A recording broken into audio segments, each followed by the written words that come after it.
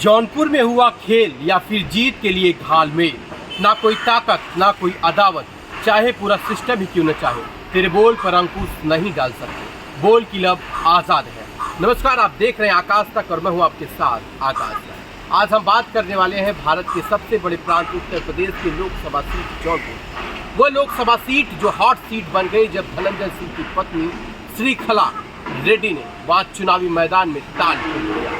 बहन कुमारी मायावती जी ने उनके ऊपर भरोसा जताया और 1 तारीख को उन्होंने नामांकन भी किया, लेकिन ठीक आखिरी तारीख को ही उनका टिकट कट जाता है जब ना उनके पास अब अवसर होता है निर्विरोध पर्चा दाखिला करने का या फिर किसी अन्य पार्टी का सहारा लेने का। ऐसे समय में श्रीखला धनंजय सिंह का टिकट कट जाता है और मीडिया में अफवाह चलती है कि धनंजय सिंह उनकी पत्नी चुनाव लड़ने से मना कर दी। कुछ लोग लिखते हैं कि बीजेपी के दबाव में आकर धनंजय सिंह ने चुनाव लड़ने से मना कर दिया।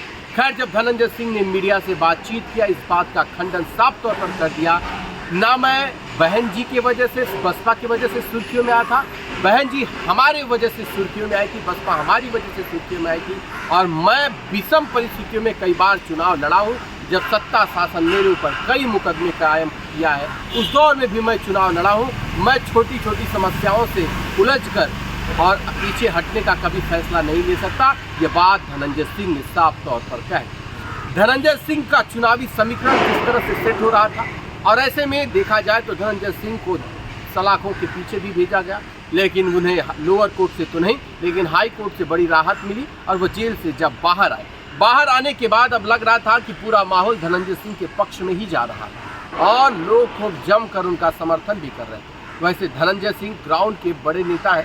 जौनपुर की हैसियत, जो वहाँ की सियासत हैसियत है, वो उनकी काफ़ी बड़ी मानी जाती है, क्योंकि वहाँ पे लोगों के बीच में उनकी मौजूदगी काफ़ी संख्या में रही है।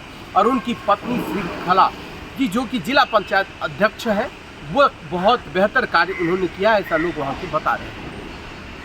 राजा भैया की मुलाकात अमित शाह के साथ लखनऊ में होने वाली थी, लेकिन जब अमित शाह जी लखनऊ में थे, उस दौर में राजा भैया लखनऊ नहीं थे, जिसकी वजह से मुलाकात नहीं हो पाई। और राजा भैया की मुलाकात बेंगलोर में हुई और दूसरे दिन ही मायावती जी के द्वारा उनके प्रत्याशी का टिकट काट दिया। खैर, कई प्रत्याशियों का टिकट कटा, लेकिन सबसे ज़्यादा सुर्खियों में जौनपुर ही लोकसभा सीट आ गई। लेकिन मायावती जी कब क्या करेंगी, इस बारे में किसी को पता नहीं होता है। वो अपना विचार और वो अपनी सोच अपने लोगों से भी शेयर नहीं करती हैं, ऐसा लोग बताते हैं। मायावती जी किसका टिकट काटेंगी, इस बात की जानकारी शायद आकाश आनंद को भी नहीं होगी। वो आकाश आनंद जो इन दिनों बड़े तेवर के साथ और बड़े क्रांतिकारी तरीके से जनता के बीच में खूब क्रांतिकारी भाषण दे रहे थे, यहाँ तक कि भारतीय जनता पार्टी की तुलना आतंकवादी से भी कर देते। उसके खिलाफ उनके ऊपर कार्रवाई भी हुई, केस भी हुई, लेकिन उसके बाद आकाश आनंद अब थोड़ा शांत नजर आ रहे हैं और उनकी कई सभाएं निरस्त हो गई हैं। तो लोग ये कहने लगे सोशल मीडिया पर कि क्या अब लग रहा है बहन जी डर गई हैं, आकाश आनंद डर गए हैं कि भारतीय जनता पार्टी जो सत्ता में है उनके ऊपर बड़ी कार्रवाई कर सकती है।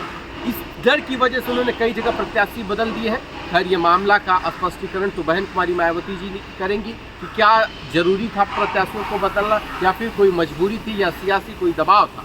ये सारी बातों का स्पष्टीकरण बहन कुमारी मायावती जी ही कर सकती हैं। लेकिन धनंजय सिंह जो सुर्खियों में बने, वहाँ पे अब कई बड़े नेता चुनावी मैदान में, एक तो महाराष्ट्र के पूर्व गृह राज्य मंत्री कृपाशंकर सिंह भी वहीं से ताल ठोक रहे हैं। वहीं दूसरी तरफ जो वर्तमान में MP है, उन्हें के ऊपर एक बार बीएसपी ने फिर भरोसा जताया है। वो जो बीएसपी और एसपी के गठबंधन में वो चुनाव लड़े थे तो जीत हासिल हुई थी। अब सवाल ये खड़ा होता है कि क्या इस बार जीत किसकी होगी, और अगर धनंजय सिंह जिसको अपना समर्थन देते हैं तो क्या माना जाए कि उसकी जीत हो सकती है। क्या धनंजय सिंह कृपाशंकर सिंह को अपना समर्थन दे सकते हैं या फिर अन्य किसी दल को अपना समर्थन दे सकते हैं।